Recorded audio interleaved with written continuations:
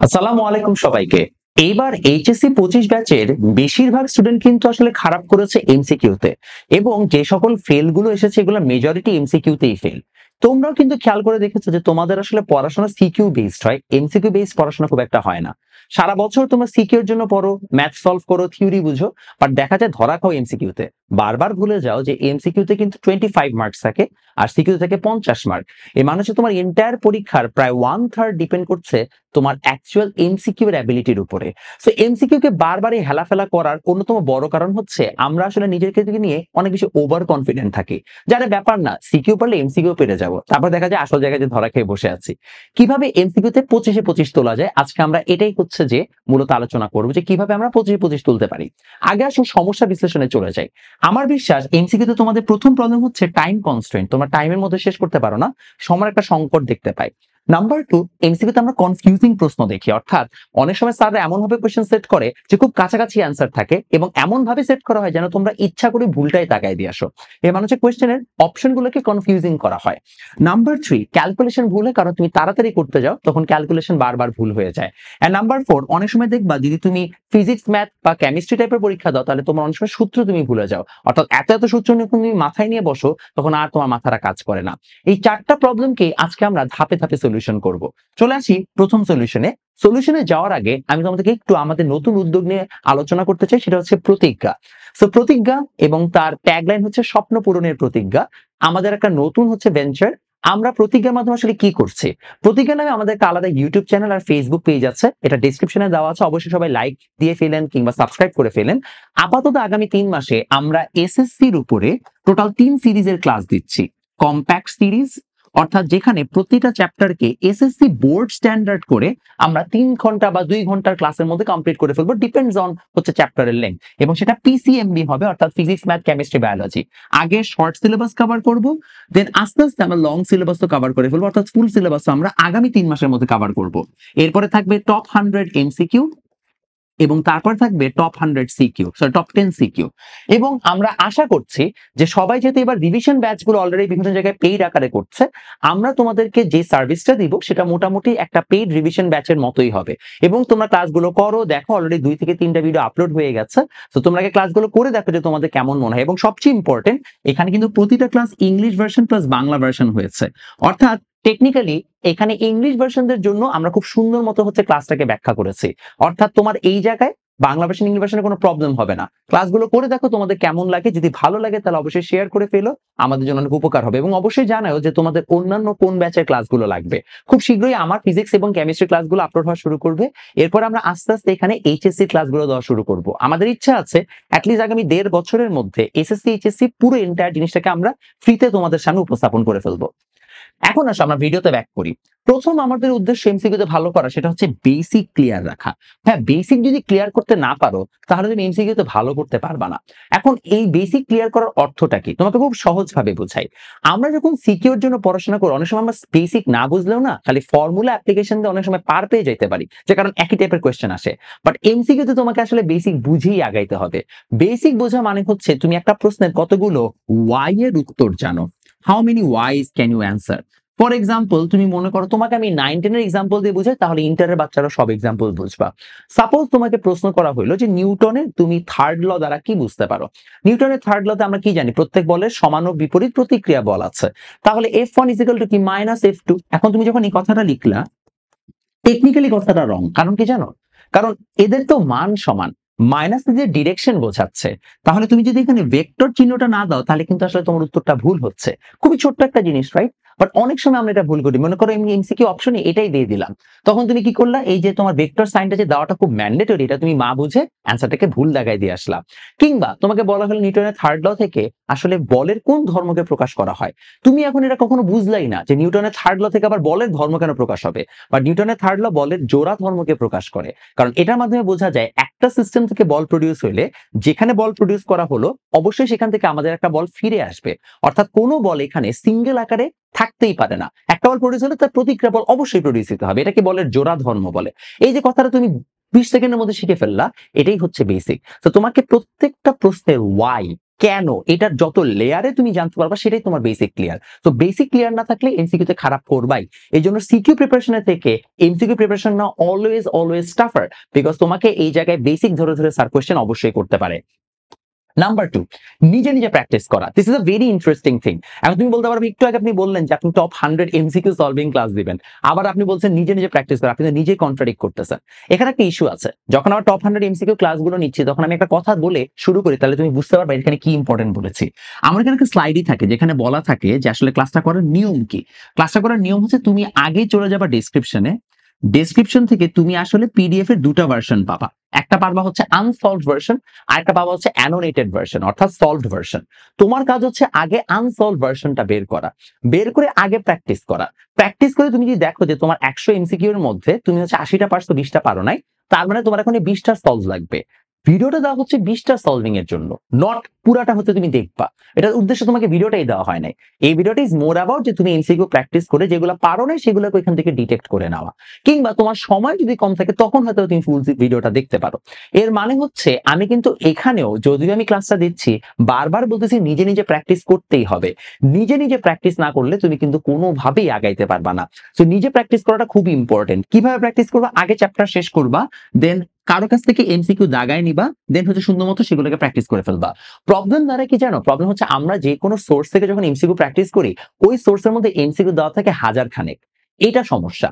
SSC লেভেলে পার চ্যাপ্টারে আসলে অনেস্টলি 80 থেকে 90টার বেশি এমসিকিউ হওয়ার কথা না।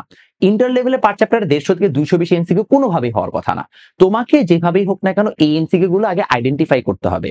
এক কথা তুমি 1000 এমসিকিউ নিয়ে বসলে এক চ্যাপ্টারে তুমি শেষ করতে পারবে না, তুমি ডিরেইলড হয়ে যাবে, তুমি আর পারবে না, ফ্রাস্ট্রেটেড হয়ে যাবে। সো এমসিকিউ নিজে নিজে প্র্যাকটিস করো, খাতায় বসে সুন্দর মতো প্র্যাকটিস করা শুরু করো। সবচেয়ে ভালো হয় প্রত্যেকটা টপিক শেষ করে টপিক ওয়াইজ এমসিকিউ সলভ করে ফেললে, এটা সবচেয়ে ভালো ইম্পর্টেন্ট একটা সিচুয়েশন হইতে পারে।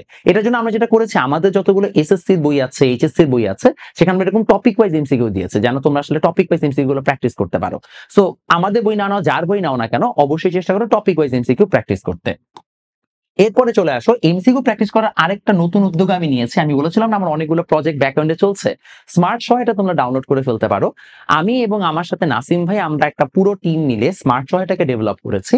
এবং স্মার্ট সহায়তা আমরা আসলে কি করছি জানো, স্মার্ট সহায়তা তুমি ফ্রিতে কোয়েশ্চেন ব্যাংক প্র্যাকটিস করতে পারবা, নিজের মতো মডেল টেস্ট দিতে পারবা। এখানে আবার চাইলে তুমি কোয়েশ্চেন গুলো যেগুলো ভুল করেছো সেগুলোকে দাগায় রাখতে পারবা পরে দেখার জন্য। ফ্ল্যাশ কার্ড সিস্টেম আছে, যারা হচ্ছে যে ভোকাবুলারি মুখস্থ করছে তাদের জন্য অনেকগুলো ফিচার আছে। এবং সবচেয়ে ইম্পর্টেন্ট স্মার্ট এনালিসিস আছে। যে বলছিলাম না এমসিকিউ দাগায় দিতে হবে, এখন এত এমসিকিউ তুমি পারবা না, তো তুমি তো ওকে বলো যে ভাই আমাকে একটা স্মার্ট এনালিসিস দেন যে আসলে কোন টপিক গুলো ইম্পর্টেন্ট, তুমি এখান থেকে একটা টপিক অনুযায়ী এমসিকিউ লিস্টও পেয়ে যাবা। সো এই অ্যাপটা ডাউনলোড করে সবাই দেখো। এবং এখানে যেহেতু এখন কোয়েশ্চেন ব্যাংকটাকে আমরা ফ্রি করে দিয়েছি, তোমাদের কোনো টাকা ছাড়াই তোমরা চাইলে যে কোনো বোর্ড এবং ভর্তি পরীক্ষার প্রশ্ন কিন্তু এখান থেকে সলভ করে ফেলতে পারো। তো চেষ্টা করো যারা 9 থেকে 12 আছে এবং অ্যাডমিশনে আছে অ্যাপটা ডাউনলোড করে একটু দেখতে। আই রিয়েলি হোপফুল যে আসলে তোমাদের এখানে যথেষ্ট হেল্প হবে। এবং আমি এখানে গ্যারান্টি দিচ্ছি একটা জিনিস নিয়ে, আমাদের অ্যাপে content wise we are very updated এবং টেকের দিক থেকে আমাদেরটা অনেক অনেক updated. So give it a try. এবার চলে আসেন, আগে প্রশ্ন স্ক্যান করুন এবং গেম প্ল্যান সাজিয়ে ফেলুন। This is a very important thing. এবং এই কথাটাই অনেকে আপনাকে বলবেন, আগের দুটো পয়েন্ট সবাই আপনাকে বলে বাট এটা বলে না। যে কোনো এমসিকিউ পরীক্ষা যখন আপনি প্রশ্নটা পাবেন, আপনার এখন কাজ হচ্ছে আগে প্রশ্নটাকে একটা স্ক্যান করা। ইফ ইউর গুড স্টুডেন্ট, আপনি বুঝে ফেলবেন যে আচ্ছা ঠিক আছে কোয়েশ্চেনটা স্ট্যান্ডার্ড কেমন হয়েছে। যদি আপনি মেজরিটি কোয়েশ্চেন পারেন এর মানে হচ্ছে ঠিক আছে কোয়েশ্চেনটা পারবো আমি, সহজ। যদি আপনি দেখেন যে না আজকে স্যারের মুড খারাপ, আজকে স্যার তো দিছে একটা, তাহলে ভাই আপনাকে কি করতে হবে, আপনাকে তখন একটু গেম প্ল্যানকে ডিফারেন্ট ভাবে সাজাইতে হবে। আমি সাধারণত 3টা গেম প্ল্যান বলবো। প্রথমটা হচ্ছে পারফেক্ট গেম প্ল্যান, যে ভাইয়া কোয়েশ্চেন সহজ, আমারও ব্যাটে বলে মিলতেছে, ফাইন, এবার আমি 25-এ 25 টার্গেট। যদি আমি দেখি যে না মিডিয়াম টার্গেট, যে ভাই আজকে অবস্থা খুব একটা ভালো না, তাহলে ভাই আপনি 22 টার্গেট করবেন। 22 টার্গেট করলে 20 পাবেন, 25 টার্গেট করলে হয়তো 22 বা 23 পাবেন। বাট যদি দেখেন যে না আজকে খবর আছে, মানে আজকে আসলে স্যারের মুড টুড খুবই খারাপ, যে আজকে হচ্ছে যে পিচ খারাপ, আমি বলে যেটা হচ্ছে যে পিচ দুর্বল, বাংলাদেশের যে মিরপুরের পিচের মতো ধান ক্ষেত পিচ, বুঝছো, বল সোজা মারলেও বাঁকা যায়, এরকম যদি এমসিকিউ হয়, বুমেরাং এমসিকিউ, তাহলে ভাই তোমার একটা টার্গেট হবে 19। তুমি 3টা ফেজে একটা জিনিস খেয়াল করো, যখন তুমি 25 টার্গেট করতেছো তখন তোমাকে সবগুলো অ্যান্সার করতে হবে। সো তোমার কোনো স্কিপ নাই। যখন তুমি 22 অ্যান্সার করতেছো তখন তুমি চাইলে কি অ্যাটলিস্ট 4 থেকে 5টা স্কিপ করতে পারো, কারণ আমি জানি তুমিও জানো তুমি আশেপাশে থেকে একটা দুই এমসিকিউ তো দেখবাই। আর পিচের যে দুর্বলতা, সেদিন তোমাকে কি করতে হবে, সেদিন তোমার টার্গেট হচ্ছে কোনো মতে যেন তুমি অ্যাটলিস্ট 18 থেকে 19টা কারেক্ট করতে পারো। তখন তোমার কি হবে জানো, তুমি অলরেডি জানো যে 6-7টা তোমার গন।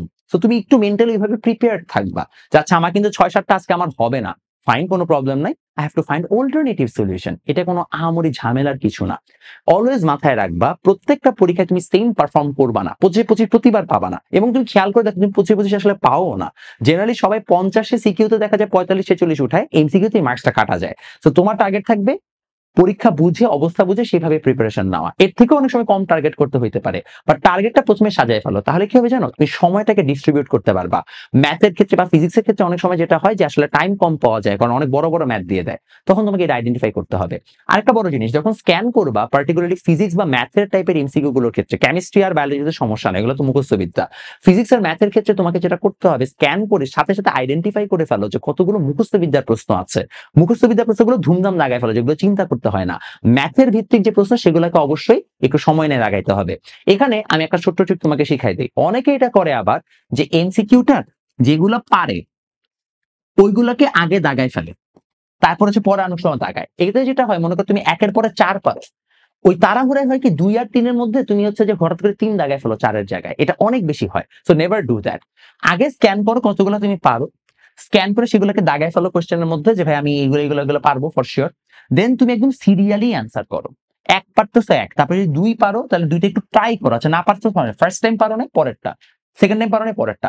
অলওয়েজ রিমেম্বার যে কোনো এমসিকিউ কম্পিটিটিভ এক্সামে ম্যাক্সিমাম ট্রাই হচ্ছে 2টার বেশি কখনোই অ্যাটেম্প নেওয়া যাবে না একটা কোশ্চেন সলভ করার। 2বার পারো না এর মানে তুমি আর পারবা না ওই পরীক্ষায়, গন, লেট ইট গো। সবকিছু পারতে হবে না জীবনে।